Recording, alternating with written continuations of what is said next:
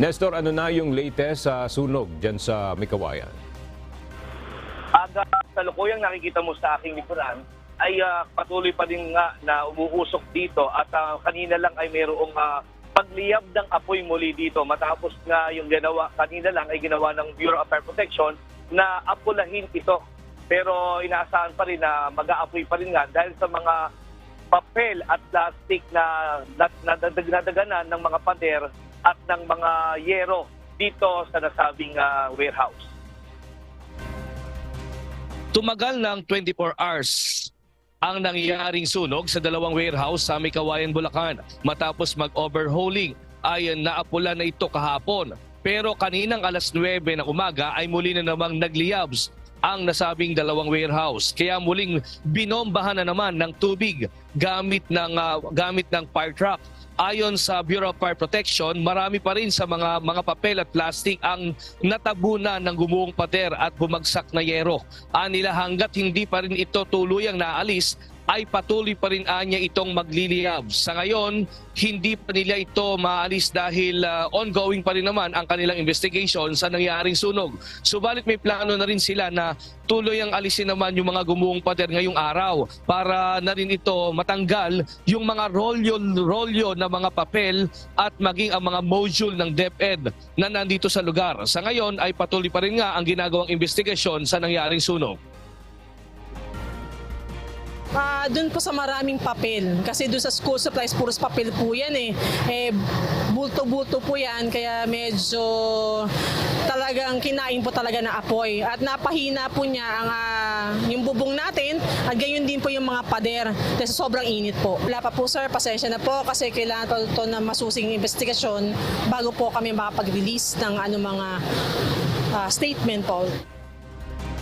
Samantala wala namang nasugatan na empleyado o nasunog na nadamay na mga bahay at maging katabing warehouse dito sa nasabing nasunog na warehouse. Wala rin namang kumbaga ay nasugatan. Malaking tulong naman sa BFP ang nagawa sa kanila ng Andrea Hotel and Resort at firewall, dahil yung firewall nito ay nakatulong sa mga bumbero para magamit din pati yung tubig sa pool para mapula ang apoy kahapon. Sa ngayon nga ay kung mapapansin natin dito sa aking likuran ay meron pa rin dalawang bumbero dito na galing sa Mikawayan kumbaga fire truck at BFP. At kung mapapansin natin ngayon aga, ito kitang-kita na ngayon patuloy pa rin nga itong pag-usok. Pero wala namang dapat ipag-alala dahil sa ngayon hindi naman na madadama yung mga katabing warehouse at yung iba pang mga warehouse na nakapaligid rito. Kontrolado na ito ngayon ng BFP, itong nasabing sunog. Hanggang ngayon ay posibleng tumagal na 3 araw bago tuluyan talagang na masabi na talagang wala na ring liyab ng apoy o hindi na magliliyab at makakadamay pa dito sa nasabing lugar. At yan mo din latest live mula dito sa Mikawayan, Bulacan. Balik sa iyo. Aga?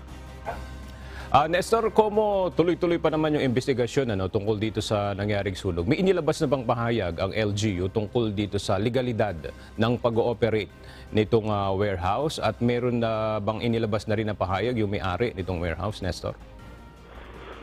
Sa ngayon aga, hindi pa talaga natin nakakausap yung talagang may-ari. Pero nakipag-usap na yung may-ari ng dalawang warehouse dun sa Bureau of Fire Protection. At wala pa rin naman katiyakan kung ano talaga yung pinagmulan ng sunog. Di ba na kung talagang alis na itong mga dadaganan ng mga pader at naalis na yung mga pader saka yung mga yero. Doon pa lang sila makapaglalabas talaga ng investigasyon. Pero pagdating naman sa local government unit, ay kukuhanan din natin sila ng pahayag. Pero sa ngayon ay nakipag-ugnayan naman sila sa Bureau of Fire Protection kung ano ang total damage o halaga ng napinsala dito sa nasabing dalawang warehouse. Pero sa ngayon ay ongoing pa rin talaga. Wala pang malinaw na investigasyon ng BFP, maging ang local government unit, hinggil dito sa naging dahilan ng sunog sa dalawang warehouse sa Mikawayan. Aga. Okay, maraming salamat, Nestor Torres.